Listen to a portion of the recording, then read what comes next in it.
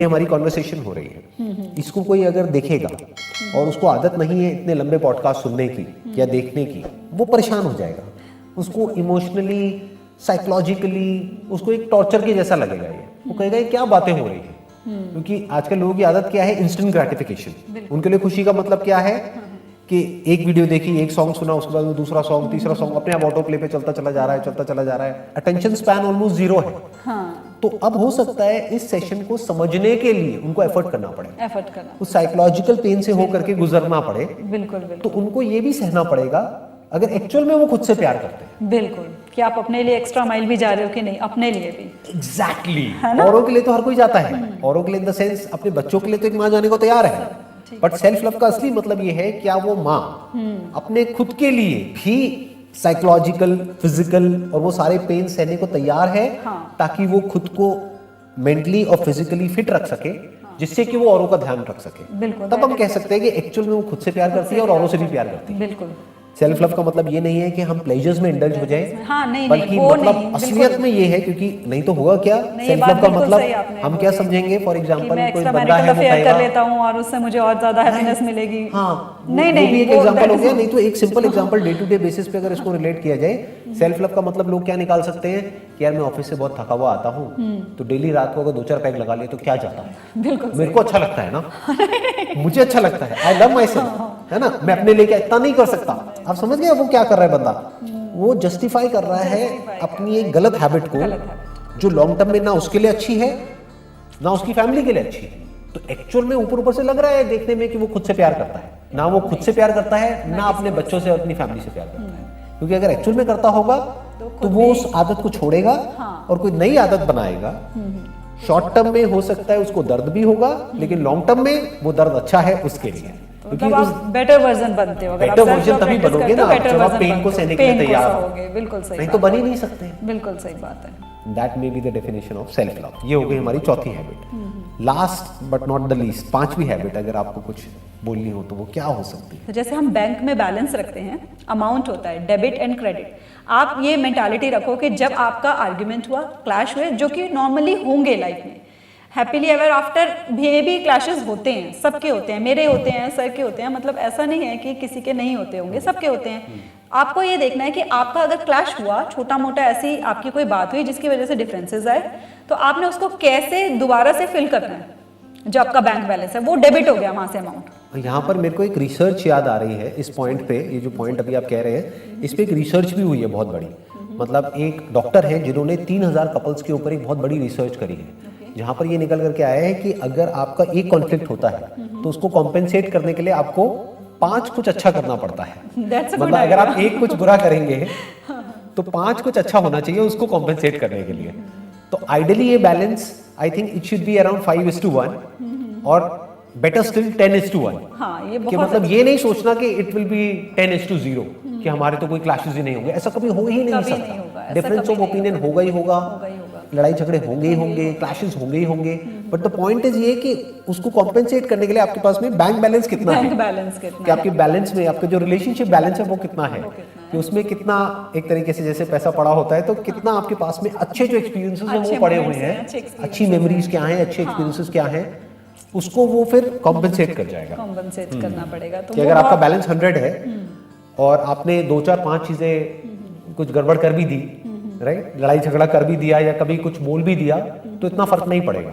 But आपका balance 0 है, फिर आपने एक भी बात उल्टी बोल दी या कुछ कर दी तो वो मल्टीप्लाई हो जाएगी, माइनस में चला जाएगा। तो इसमें ये बहुत एक अच्छा टिप होता है, क्योंकि इसमें जब हम थोड़ा टाइम हो जाता है हमारे रिलेशनशिप में, तो हमको सॉरी की कोई वैल्यू रहती नहीं है। हमें लगता है कि सामने वाला सॉरी बोल रहा है तो उसको ये कैसे हमें फील हो कि भी हम एग्जैक्टली सॉरी बोलना चाह रहे हैं, हम सॉरी है भी कि हम सिर्फ सॉरी बोल रहे हैं। अंदर से अगर फील करवाना चाहते हो, रियलाइज करवाना चाहते हो कि एक्चुअली आप सॉरी हो, तो फिर आप उसको कॉम्पनसेट करो। कुछ 5-10 चीजें आपको पता है तो वो करो, rather than saying sorry sorry sorry every time.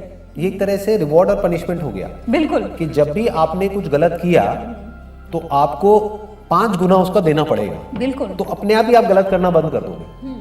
क्योंकि हमें रिलेशनशिप में लोग ये समझते हैं, इस गलत फहमी में जीते हैं कि सामने वाले को संभालना है, जबकि एक्चुअल में हमें खुद को संभालना है ना। बिल्कुल। तो खुद को हम कैसे संभालेंगे? Through reward and punishment. बिल्कुल। यही एक मैकेनिज्म है जिसके थ्रू हम संभाल सकते हैं। तो हमें ये क्लियर होना चाहिए कि अगर मैंने कुछ गड़बड़ करी इस रिलेशनशिप में तो मुझे उसका 5 गुना वो भरना पड़ेगा। क्या बोलते हैं, हर्जाना या जो भी होता है लगान या हाँ, वो भरना पड़ेगा। यानी कि मुझे उसको कॉम्पेंसेट करने के लिए 5 गुना कुछ अच्छा करना पड़ेगा। That could be anything. For example, हाँ, जैसे मेरे हस्बैंड को मूवीज देखनी नहीं पसंद बाहर जाके, अगर मुझे पता होता है कि कुछ ऐसी बात हुई है तो मैं सॉरी नहीं बुलवाती। पहले मुझे लगता था सॉरी बोल दो, वो ईगो बूस्ट होती है बस सॉरी से। तो मैं कहती हूँ अब मूवी देखने चलना पड़ेगा। अब वो कुछ भी लड़ने से पहले 4 बार सोचेंगे क्योंकि मुझे मूवी देखनी पड़ेगी। मूवी देखनी पड़ेगी 3 घंटे जाके। कि मतलब जैसे बैंक बैलेंस होता है वैसे एक रिलेशनशिप का बैलेंस हो गया। ये हमारी एक हैबिट है जिसको हम अपने अंदर इनकॉर्पोरेट कर सकते हैं एक रिलेशनशिप में। बिल्कुल। और प्लस इससे एक और बेनिफिट होगा बहुत बड़ा कि जब भी कुछ बुरा होगा तो वो बुरा एक्चुअल में बुरा नहीं है। क्योंकि उसको बुरा को अच्छे में कन्वर्ट करने के लिए अगर ये 5:1 की इक्वेशन हम समझ रहे हैं तो हम एफर्ट करेंगे, एक्स्ट्रा माइल जाएंगे कुछ वापस से रिवाइव करने के लिए उस रिलेशनशिप को। नहीं तो वो रिलेशनशिप धीरे धीरे डेड होने लग जाती है, बोरिंग हो जाती है। उसको इंटरेस्टिंग बनाने के लिए जब भी लड़ाई हुई हमने कुछ अच्छा किया तो वो एक तरह से आपके बैंक अकाउंट में कुछ ऐड हो रहा है। हाँ, वो फ्रेशनेस भी मेंटेन रहती है। वो फ्रेशनेस भी मेंटेन रहती है। जब हम इस तरह का टेक्स्ट भेजते हैं। प्लस जब आप कोई रायता फैलाओगे या जब कुछ गड़बड़ करोगे रिलेशनशिप में उस वक्त ये बैंक बैलेंस आपके बहुत काम आएगा। ये रिलेशनशिप बैलेंस काम आएगा। बिल्कुल सही बात है। क्योंकि आपके पास जब क्लैशेस भी कभी होंगे तो आपके पास जो वो पॉजिटिव मेमोरीज, पॉजिटिव एक्सपीरियंसेस है ना, वो फिर उस पर हावी हो जाते हैं। आप सोचो कितना ही कोशिश कर लो नेगेटिव सोचने की सामने वाले पर्सन के बारे में, जैसे ओवरथिंकिंग करता है हमारा माइंड जब क्लैश होता है, आप कितनी भी कोशिश करोगे ना, अगर आपका बैंक बैलेंस जो है वो अच्छे से भरा हुआ है ना, तो वो उसके ऊपर हावी हो जाता है। वो कहते हैं, आप मन में सोचोगे नहीं ये ऐसे करता है, वो कहेगा कहाँ नहीं करता, बैंक बैलेंस देखो, हाँ कितना कुछ है बैंक बैलेंस में, कहाँ करता है, ये तो छोटी सी बात है। तो ये बिल्कुल ऐसा हो गया कि कोई आदमी कह रहा है कि मैं तो गरीब हूँ और उसके बैंक बैलेंस में करोड़ों रुपए पड़े हुए हैं। बिल्कुल बिल्कुल, है ना, कि किसी छोटी सी बात पे आप कह रहे हो कि जैसे अगर वैलेंटाइंस डे है, रोज नहीं लेके आया, भूल गया सामने वाला, आप कह रहे हो कि ये तो मुझसे प्यार ही नहीं करता, तो वो बैंक बैलेंस उसी टाइम आपके सिर पे आकर कहेगा कहाँ नहीं करता, ये देखो मेमोरीज कुछ तो कर रहा है, कितना कुछ तो कर रहा है। तो आपको अपने आप ही वो जो माइंड में कॉन्फ्लिक्ट हुआ होगा वो अपने आप ही शांत हो जाते हैं धीरे धीरे। और अगर इसका अपोजिट है तो वो बहुत ही एक बड़ा डिजास्टर हो सकता है एक रिलेशनशिप के लिए।